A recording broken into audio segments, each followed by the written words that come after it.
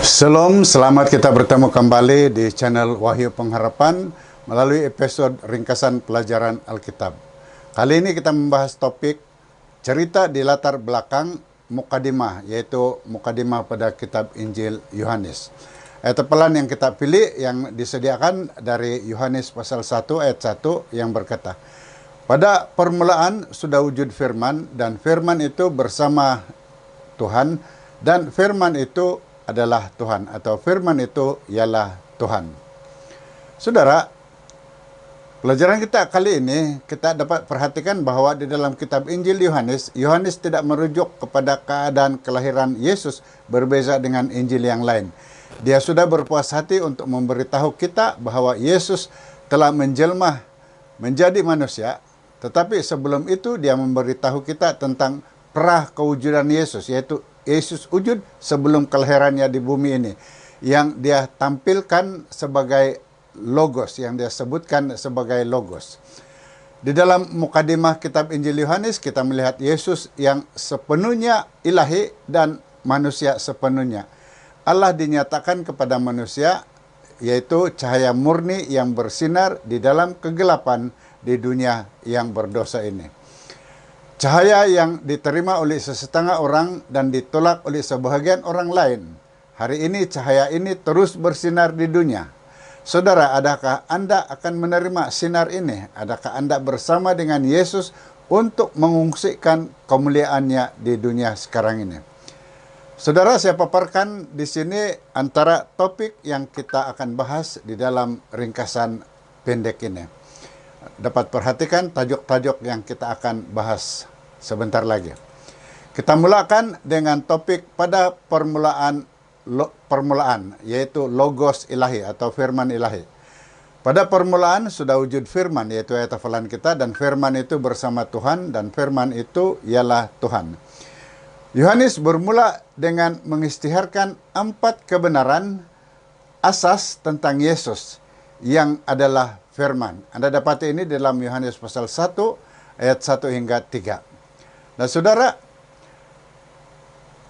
pra-kewujudan yang 4 poin ini, 4 perkara ini ialah pertama, pra-kewujudannya, yaitu pada permulaan, keintimannya dengan Bapa, yaitu dia bersama dengan Bapa, yang dia bersama dengan Tuhan, ketuhanannya, keilahiannya, yaitu dia itu adalah Tuhan, dan kuasa kreatifnya, kuasa penciptaannya, segala sesuatu dijadikan melalui dia. Terdapat percanggahan nyata antara dua kenyataan ini yang jelas. Soalan dia, adakah dia bersama dengan Tuhan atau adakah dia Tuhan itu sendiri? Saudara, marilah kita analisa teks Yohanes secara tata bahasa, secara gramatikalnya. Kata kerja Yunani, itu Tuhan, yang seperti yang terpapar. Petunjuk itu mentahrifkan entiti konkret seorang yang dipanggil Tuhan, yaitu bukan sebahagian daripada Tuhan, tetapi itu adalah Tuhan. Yesus itu bersama Tuhan Bapa. Dan yang kedua kita akan perhatikan, yang menyatakan sifat ilahi pada Yesus. Dia adalah Tuhan, dan begitu juga dikatakan bahwa dia menjadi flesh, dia menjadi daging, dengan petunjuk yang pasti menyatakan sifat manusiawinya, yaitu dia adalah manusia. Artinya dia adalah sepenuhnya Tuhan dan sepenuhnya manusia. Seterusnya kita membahas firman itu menjadi manusia. Di dalam Yohanes 1 ayat 14 mengatakan, firman itu menjadi manusia dan hidup dalam kalangan kita, hidup di antara kita.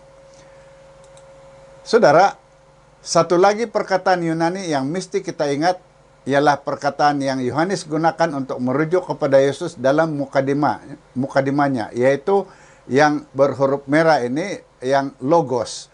Terjemahannya ialah firman. Yesus adalah firman. Firman apakah itu? Ayat pembuka itu sendiri mengingatkan pada perkataan pertama dalam Kejadian. Pada mulanya Tuhan menciptakan, Kejadian 1 ayat 1. Dan bagaimana Tuhan menciptakan dunia ini, yaitu dengan firman. Berfirmanlah Allah. Jadi dalam perjanjian baru berulang kali menegaskan bahwa Yesus adalah pencipta semua yang wujud. Dia adalah firman yang memberikan bentuk dan kewujudan pada seluruh alam semesta. Tidak ada yang tidak dijadikan olehnya. Seterusnya, dalam perjanjian lama, pencipta menyatakan keinginannya untuk tinggal di antara kita. Kini, di sini dalam perjanjian baru, pencipta melakukannya dalam bentuk fisikal. Dia diam di antara kita secara harfiah, mendirikan kemahnya di antara kita.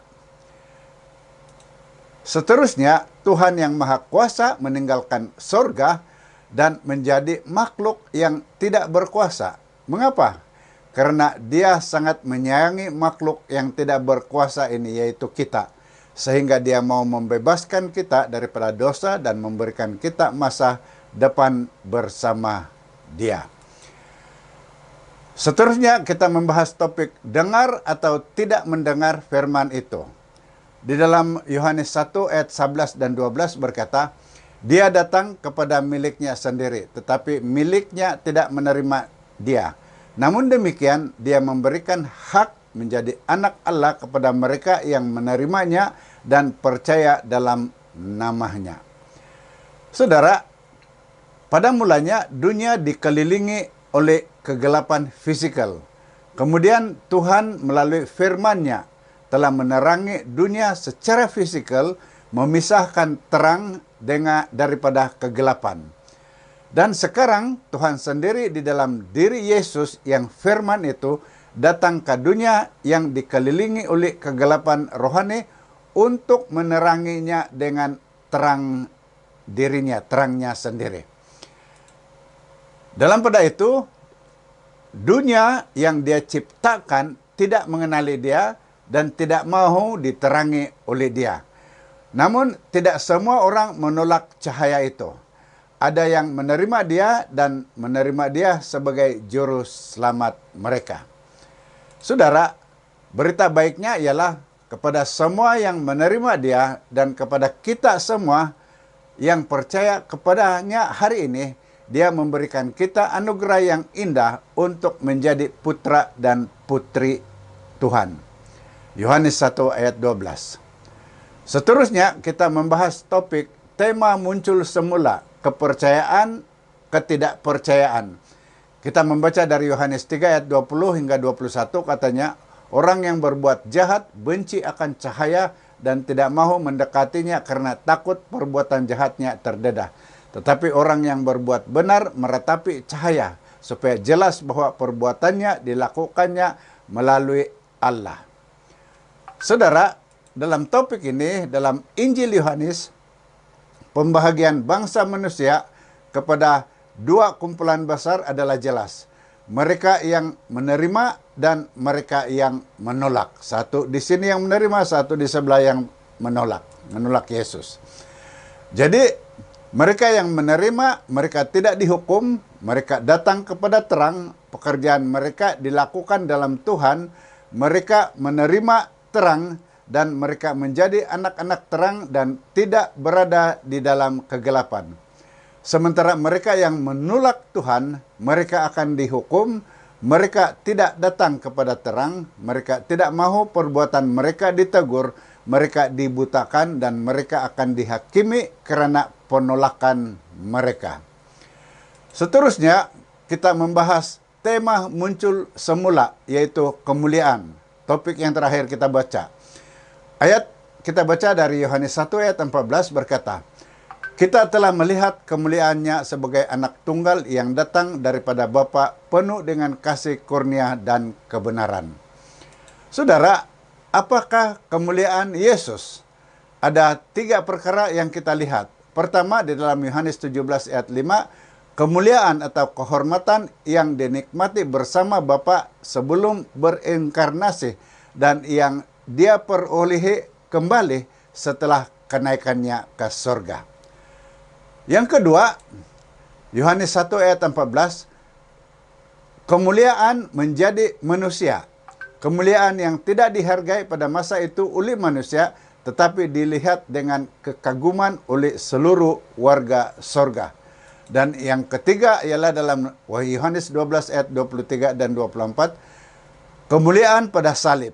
Di atas kayu salib, Yesus mencapai kemuliaannya yang terbesar, karena dia menunjukkan tanpa diragukan lagi kasih Tuhan kepada manusia, kepada makhluknya.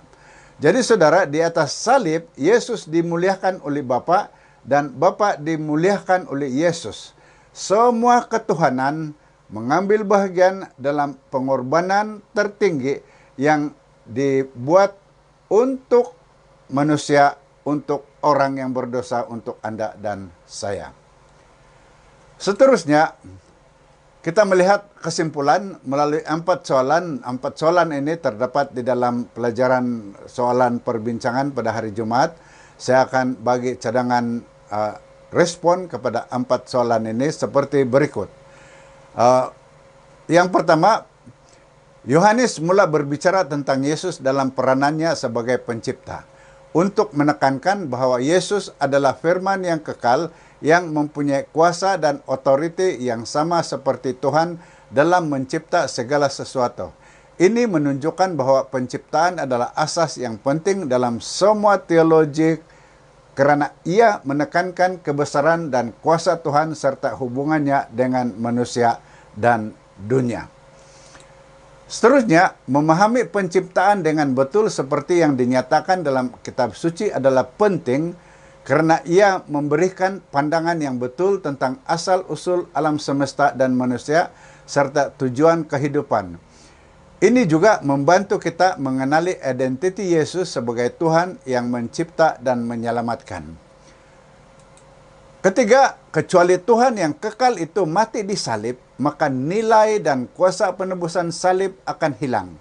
Pengorbanan Yesus akan kehilangan makna sepenuhnya jika hanya dia makhluk, yaitu manusia biasa yang bergantung padanya.